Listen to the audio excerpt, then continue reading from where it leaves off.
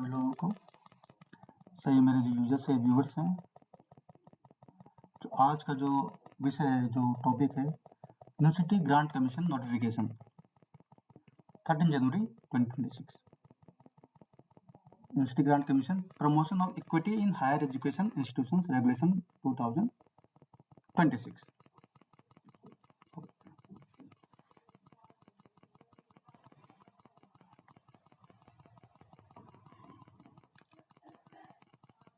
The objective of this regulation, which is Regulation 2026, to eradicate discrimination only on the basis of religion, race, gender, place of birth, caste, or disability, particularly against the member of scheduled caste, scheduled tribes, socially and educationally backward classes, economic weaker section, persons with disability, or any of them, and to promote full equity and inclusion amongst the stakeholder in higher education institution। तो इसका जो objective है उसमें ही, इस objective में ही equality जो concept है वो फॉलो ही नहीं हो रहा है। क्यों नहीं हो रहा है? क्योंकि यहाँ पे आपने एक कंप्लीट सेक्शन को एक्सक्लूड कर दिया है, वो है आपका UR, general category unreserved section. Okay, तो आपने अप्रोक्स 20% 30% के आसपास के लोगों को आपने एक्सक्लूड कर दिया है। ओके, सो जो ऑब्जेक्टिव था इस बिल का कि promotion of equity in higher education, ये फुलफिल्ड कंप्लायंस ही नहीं हो रहा है। फिर इन्होंने डेफिनेशन भी इन्हें डिफाइन भी किया हुआ है, क्या इसका क्या मतलब है। तो आप देखेंगे इसमें, तो थर्ड में डेफिनेशन 3(1) का जो आपका सी पार्ट है, ठीक है, caste based discrimination means discrimination only on the basis of caste, tribe against the member of scheduled caste, scheduled tribe and other backward classes OBC। यहाँ पे भी इन्होंने कहीं पे जनरल कैटेगरी यूआर को मेंशन नहीं किया हुआ है। देन इन्होंने डिस्क्रिमिनेशन को भी डिफाइन किया है। हाँ, discrimination means any unfair, differential और बायस्ड ट्रीटमेंट और any such act against any stakeholder. Stakeholder में आपने कहीं पे यूआर को डिफाइन ही नहीं किया, तो जो आपका जो ऑब्जेक्टिव इस बिल का वो फुलफिल्ड हो ही नहीं रहा है।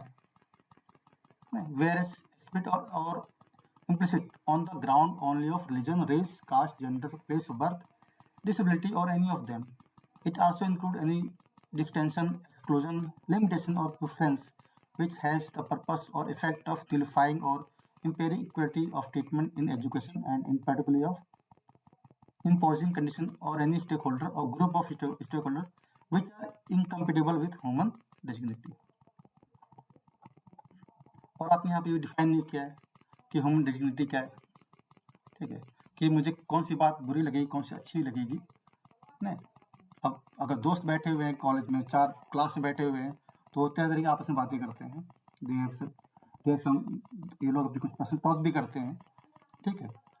तो अब इसमें आपने मेंशन तो किया नहीं। अब मान लो किसी को खुंदस है, आज मैं मेरे आप किसी लाइव दोस्त से लाइव रखे आज, और मैं चाहता हूँ फिर मैं तो कमेटी में चला जाऊँगा कि भैया उन्होंने ऐसा भेदभाव किया है, आप एक्शन लो। एससी वाला एससी भी कर सकता है, ओबीसी वाला भी कर देगा, ओबीसी वाला जनरल भी कर देगा, एससी वाला जनरल भी कर देगा, जनरल वाला नहीं, जनरल वाला किसी भी कर नहीं सकता है। दैट्स द प्रॉब्लम, इस बिल में यही प्रॉब्लम है, ठीक है, जो कास्ट बेस में। इसमें जो एक और जो मेजर स्टेक होल्डर है, आपने यूआर को ऐड नहीं किया है। आप सिर्फ मान लिया है कि शेड्यूल कास्ट, शेड्यूल ट्राइब और अदर ओबीसी क्लासेस इन्हीं के साथ भेदभाव होता है, और यूआर कैटेगरी के साथ भेदभाव होता ही नहीं है। सो दैट्स व्हाई ना कि जो इक्विटी मीन है, जो इसका जो मेन ऑब्जेक्टिव बिल का था, वो ही फुलफिल हो ही नहीं रहा है। ये ऑलरेडी प्री बाइस्ड है कि ओनली यूआर कैटेगरी ही अदर कैटेगरी के साथ कास्ट बेस्ड डिस्क्रिमिनेशन करते हैं, और खासकर स्कूलों में, कॉलेज की बात आप कर रहे हो। ओके, और हम यहीं पे हम लोग ऑलरेडी बच्चों को आपस में डिवाइड कर दे रहे हैं। होता है डिस्क्रिमिनेशन, लोग करते हैं स्कूलों में, ऐसा नहीं है। कॉलेजों में बहुत से मतलब है 0.01% के आसपास है, मतलब 1% भी आप मान लें, बट आप इस चक्कर आप 99% लोगों को नहीं कह सकते, चाहे किसी कैटेगरी का हो, चाहे SC का, ST, OBC हो, अदर्स हो या जनरल कैटेगरी हो या डिसेबल्ड पर्सन हो. सो दैट्स वाई कि in this bill, in this regulation UGC 2026 need to add to also add UR in also stakeholder section in C point and objective. Okay, you mentioned in objective section where is a member of scheduled caste, scheduled tribes, social and educationally backward classes, economically weaker section, person with disability or any of them से पहले UR or any of them like this. So they can also add it. और second जो हमारा जो एक और जिसमें जो फ्लो है, complaint ग्रीवनेस means an include complaint made by a aggrieved person in respect of discrimination under the regulation.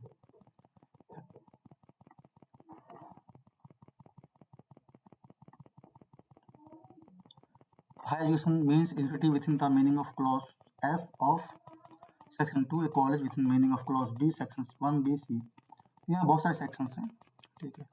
But जो मैंने जो equity mean level playing field of all stakeholder, नहीं तो all stakeholder with respect of the entitlement and opportunity for the enjoyment of the all legitimate right. नहीं तो इसमें आपने UR को छोड़ दिया है, जनरल कैटेगरी को. That's major problem. इसीलिए सभी मतलब इस पे रोल बैक यूजीसी करके चला रहे कैंपेन है, और चलना भी चाहिए.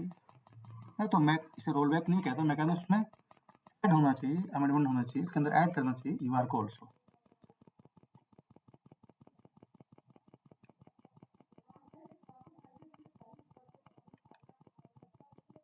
Duty to promote equality, duty क्या होनी चाहिए? Have a duty to eradicate discrimination. Okay, have a duty to promote equity among stakeholder. हर जगह अपनी स्टेक होल्डर, लेकिन आपने यहाँ पे यूआर को मिस कर रखा है. To take appropriate protective and preventive measures to eliminate discrimination against stakeholders and safeguard the interest of the stakeholders without any prejudice of their caste, creed, religion, language, ethnicity, gender or disability. No HA shall permit or condone any form of discrimination. It shall be duty of the head of the institution to see that these regulations and duly observed and shall be all have powers necessary for this purpose. फिर equity opportunity centre होना चाहिए. Okay, well and good. But आपको यहाँ पे major stakeholder में आप already आपने missing कर दिया है, तो वो होना चाहिए, जनरल कैटेगरी ऐड होनी चाहिए.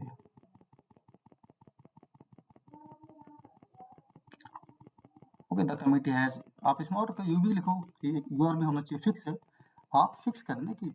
बाकी अदर में आप 4 ओबीसी रखे हैं, 3 एससी रखे हैं, 4 जनरल, डिफरेंट थिंग. बट आप you can also add major stakeholder UR. आपने ऑब्जेक्टिव में नहीं किया, आपने कास्ट में आपने डिफाइन नहीं किया. That's why this will not fulfil there on objective.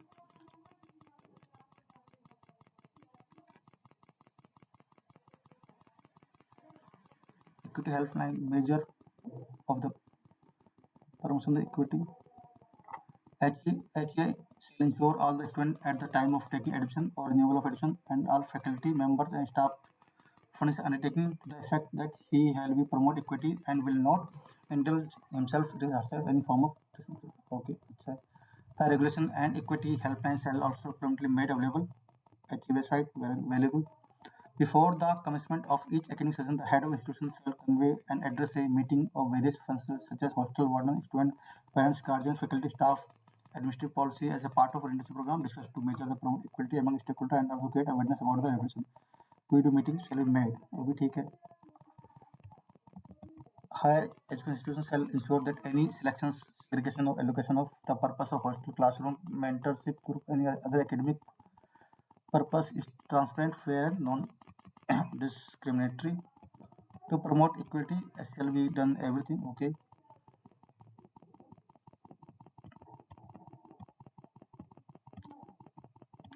Then the procedure in case of incident of discrimination. ये मेजर इसमें क्या अगर an agreed person may report any incidents of discrimination on online portal in writing or by sending email to the coordinator of the Equity Opportunity Center. The identity of the aggrieved person shall be kept confidential if requested. Okay ठीक है, इससे confidential कोई problem नहीं है, ठीक है. The aggrieved person shall also have option of reporting incidents of the equity helpline. The informed received on the helpline shall be forwarded to the police authority concerned if prima facie a case under the penal law is made out. आप कैसे बदलो कि ये prima facie है? मान लो किसी के तो एक प्रॉपर एविडेंस होना चाहिए, वीडियो प्रूफ होना चाहिए, वर्बल आप नहीं मान सकते. कोई अगर फैक्चुअल एविडेंस हो देन आप कह सकते हैं. यहाँ के मेंशन नहीं है किस तरह का एविडेंस है, आप कैसे सीधा डायरेक्टली फॉरवर्ड करते हो पुलिस अथॉरिटी को. ये ऑल्सो इसमें यही फ्लॉ है. The equity committee upon receipt of such meet within 24 hours to take appropriate action. Equity committee may also refer the matter to committee constituted under any other regulation, UGC or any other law for the time being in force. If it is option that matter can be better deal with any that committee, or if required to deal with any committee in the according to the provision.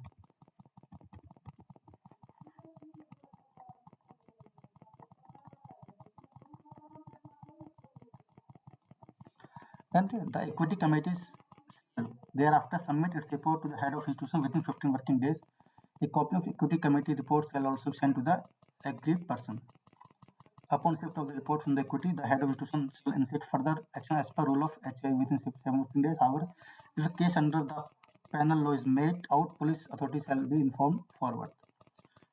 If the event any complaint is against the head of institution, the meeting of the equity committee shall be rechaired by coordinator of the EOC, and the report of the equity committee shall be forwarded to the next authority.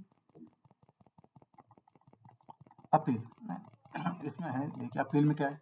A person aggrieved by the report of equity may prefer an appeal before the ombudsman person within 100 days for the date of receipt of such report. The ombudsman person may appoint an amicus curiae to facilitate the hearing of the appeal. A amicus curiae appointed by the upset person shall be paid a reasonable fee by HCI. Ombudsman person shall take all effort to dispose the appeal within 13 days as per the University Grant Commission regulation as amended for the time being. But यहाँ पे कहीं mention नहीं है कि अगर false है, अगर false complain है तो कोई एक्शन उसके फॉल्स कंप्लेन के प्रति भी लिया जाए ना. तो ये इसमें ऐड होना चाहिए जो मिसिंग है.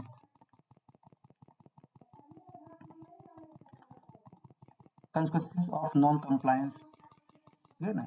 If any does not comply with any provision of this regulation, Commission shall constitute an inquiry. Debarred from participating in UGC schemes, debarred for offering degree program, debarred from offering ODL and online mode program, removed from the list of HA maintained under section 6B. तो जो ये चीज़ें ये directly indirectly क्या है, ये college, private colleges, universities, okay, या state government के जो कॉलेज यूनिवर्सिटीज हैं उनको भी हरास करने के लिए है. ठीक है, आपको किसी यूनिवर्सिटी के हेड को परेशान करना है, किसी स्टेट यूनिवर्सिटी या किसी कॉलेज किसी यूनिवर्सिटी पे आपको कोई किसी भी तरह की भी प्रॉब्लम क्रिएट करनी है तो आपको कुछ नहीं करना, आपको 10-20 फर्जी कंप्लेन करा देनी है एंड देन वो कहना है कि उन्होंने एक्शन नहीं लिया है एंड देन यूजीसी उनके स्कीम बंद कर देगी, उनको एक्स्ट्रा फंड नहीं देगी. ओके, तो सेंट्रल गवर्नमेंट ऑल्सो होमोपिलेट, सेंट्रल गवर्नमेंट ऑल्सो, ठीक है, create problem to state government institutes, college also. Okay, so that's a problematic. ठीक है, अगर कंसेंसस नहीं है, कंप्लेंस अगर कंसेंसस ऑफ नॉन कंप्लायंस का है, ठीक है, तो इसमें आप कह सकते हैं आप है कि नहीं कि आपको 6 मंथ में से करना पड़ेगा. ठीक है, और जो मेंबर है जो आपके जो यूजीसी में जो मेंबर है उनके ऊपर अभी आपको एक्शन लेना है कि कंप्लेंस क्यों नहीं है. अगर मान लो यूनिवर्सिटी कमेटी जो सेंट्रल में यूनिवर्सिटी ग्रांट कमेटी बनी है इसके रिगार्डिंग में, अगर उनको लिख रहा है कि 6 महीने के अंदर किसी भी की यूनिवर्सिटीज ने कंप्लायंस नहीं किया है, वे 2 रिमाइंडर दें या 3 रिमाइंडर, अगर तब भी नहीं होता है तो दोनों का एक्शन हो.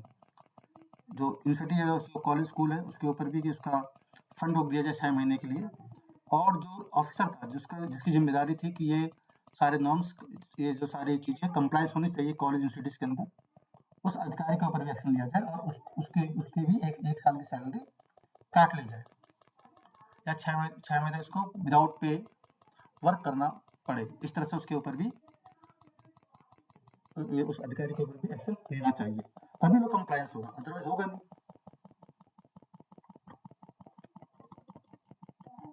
तो ओवरऑल जो है इसमें जो जो जो ओवरऑल इसका जो और जो ऑब्जेक्टिव जो बिल का है वो कंप्लायंस नहीं है।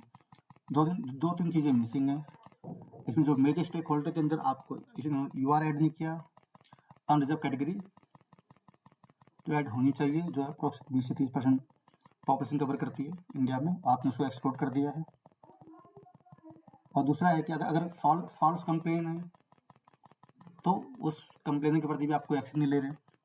इससे क्या होगा कि मतलब कोई भी फॉल्स कंप्लेन कर देगा किसी के प्रति भी, कोई बच्चा टीचर के प्रति कर देगा, ओके, कोई teacher principal head of institution के प्रति कर देगा, ठीक है। तो इससे क्या कि बहुत ज़्यादा प्रॉब्लमेटिक हो जाएगा, बहुत ही ये मतलब जंबल टाइप सिचुएशन हो जाएगी यूनिवर्सिटीज में, कॉलेजेस में, जिससे क्या होगा, जिससे बच्चों का भविष्य खराब होगा, स्टूडेंट का भविष्य खराब होगा। तो आप सुधार करो, मतलब इस तरह से रायता नहीं फैलाओ। ये इस तरह से बिल है कि रायता फैलाना, कि आप कॉलेज यूनिवर्सिटीज में रेकल्स एक रिसफल, एक तरह से प्रॉब्लमेटिक इन्वायरमेंट क्रिएट कर दे, ठीक है। सब बच्चों का जो करियर है, जो पढ़ना चाहते हैं, जो मेहनत कर रहे हैं, किसी कैटेगरी, किसी भी कास्ट बेट का, किसी भी कैटेगरी के हों, उन सब का करियर खराब हो रहा है, खराब हो सकता है। इसलिए ये वीडियो इसलिए बना रहा हूँ कि आप लोग मैक्सिमम आप लोग कमेंट करें, ठीक है, कि इसको यहाँ पे ये जो 2-3 पॉइंट है वो ऐड किए जाएं, इसको संशोधित किया जाए, ऐसे रोल बैक किया जाए और नया बिल लाए जिसके अंदर ये चीज़ें ऐड हो, और साथ में और अदर भी चीज़ें ऐड होनी चाहिए एजुकेशन के रिगार्डिंग में, कि अगर कोई बच्चा ये आफ्टर 4 साल का कोर्स है, अगर वो अपनी डिग्री 6 साल में पूरी, 3 साल एक्स्ट्रा लेके 6 साल में पूरी नहीं करता है, तो उसको कॉलेज यूनिवर्सिटी से निकाल दिया जाए। और अगर 4 साल के अंदर वो अपने कोर्स को पूरा नहीं करता है, तो उसकी जो स्कॉलरशिप उसको ख़त्म कर दी जाए ना, और स्कॉलरशिप नए बच्चों को दी जाए। इस तरह चीज़ आप न्यू फीचर ऐड करो कि और जो बेनिफिट है, जो अभी भी SC/ST तबके के पास नहीं पहुंच सका है, उनको मिल सके, और हमें उन लोगों को भी मेन स्ट्रीम लाइन में ला सके एजुकेशन की। तो इस तरह का आप बिल इसमें चीज़ें ऐड कीजिए, और मेजर स्टेक होल्डर में आपको UR भी ऐड करना चाहिए, और करना चाहिए ही। और अब आई थिंक मुझे लगता है स्टेक होल्डर में तो होना चाहिए कि कोई भी बच्चा जो यूनिवर्सिटी में पढ़ता हो, सिंपल लाइन होनी चाहिए, any student who study in college, universities और हायर एजुकेशन। आप ये लिखो, आपको कास्ट की जरूरत ही नहीं है, जो बच्चा पढ़ता होगा उस बच्चे के साथ किसी भी तरह का भेदभाव होता है, कोई भी करता है, तो कम्युनिटी को एक्शन लेना चाहिए, सिंपल सा। आप सेग्रीगेट कर रहे हैं कि ये ST है, SC है, OBC है, EB है, डिसेबल्ड है, मतलब ही नहीं। जो भी बच्चा है जो कॉलेज में हायर एजुकेशन में पढ़ाई कर रहा है, उसके साथ किसी भी तरह का भेदभाव होता है तो कमेटी को एक्शन लेना चाहिए, और जो भेदभाव कर रहा है उसको 3 से 6 महीने के लिए, एक सेमेस्टर होता है, एक सेमेस्टर के लिए उसको सस्पेंड कर देना चाहिए, और बाकी नेक्स्ट सेमेस्टर में आके अपनी गलती सुधार सके, और इस तरह से एक एक तरह से हेल्थी इन्वायरमेंट यूनिवर्सिटी कॉलेज में बनाया जा सके। इस तरह से नहीं कि आप डिवाइड कर रहे, कि आपने बच्चों को डिवाइड कर दिया। जो बच्चे हैं, चाहे स्कूल में, कॉलेज में, कोई बच्चा किसी की कास्ट नहीं पूछता, सब बच्चे, और कोई टीचर किसी का भेदभाव नहीं करता है, सब टीचर, सब प्रोफेसर हर बच्चे को इक्वली क्लास में पढ़ाते हैं। तो मेरा जो ऑब्जेक्टिव वीडियो का ये था, इसमें जो फ्लॉस हैं, जो मिसिंग पॉइंट्स है, उसको गवर्नमेंट इंक्लूड करे, टीचर समझे, पेरेंट्स भी समझे, सभी कैटेगरीज के लोग देखें, समझें, और इन चीज़ों को इंक्लूड करने के लिए गवर्नमेंट अपने जो लोकल रिप्रेजेंटेटिव उनको भी अप्रोच करे कि इनमें ये चीज़ें भी ऐड हों, कि बिल ऐसा बिल बने जिससे कि हमारे बच्चों को फ़ायदा हो, ऐसा ना हो कि इंजीनियरिंग कॉलेजेस में इस तरह से रैकल और होच-पोच हो जाए, जिससे कि हमारे बच्चे पढ़ ना सके, वो मेंटली डिस्टर्ब हो जाए और बिहेवियर प्रॉब्लम भी हो सकती है। बच्चे डिप्रेशन में भी जा सकते हैं। कॉलेज के बच्चे बहुत बड़े नहीं होते, वो 18 साल, 20 साल, 22 साल के होते हैं। सो तो आई होप कि आपको ये समझ में आया होगा कि यहाँ पे क्या फ्लो है। तो UGC promotion of equity in higher educational institution admission 2026 में जो फ्लोज हैं, जो मिसिंग पॉइंट है, वो इसमें ऐड होने चाहिए। तो इसी के साथ मैं अपना वीडियो यहाँ पे